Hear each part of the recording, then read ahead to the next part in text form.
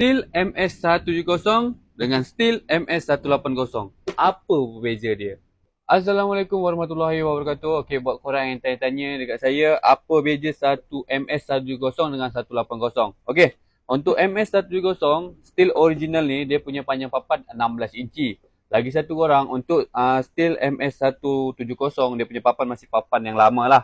Dia masih papan yang hitam putih, dia tulis made in German dekat dia punya papan. Untuk dia punya cc, untuk steel MS170 ni dia punya cc 30.1 cc sahaja. Untuk dia punya berat lebih kurang dalam 4 ke 5 kg sahaja. Yang ni MS180. MS180 ni sekarang dia punya papan dah menggunakan papan Like 04. Okey, dia lagi cantik lah, dia lagi nampak nampak garang lah, okey. Lagi satu untuk MS180 ni korang, dia punya panjang papan 18 inci, dia punya cc 31.8 cc. So yang MS180 ni dia lagi power daripada MS180. Untuk berat dia lebih kurang sahaja korang. Sebab dia perbezaan dia bang, beza dia punya panjang papan saja. Kalau besar dia punya enjin dia sama saja. Okay, so buat korang minat yang mana? MS170 ke 180, korang boleh komen kat bawah.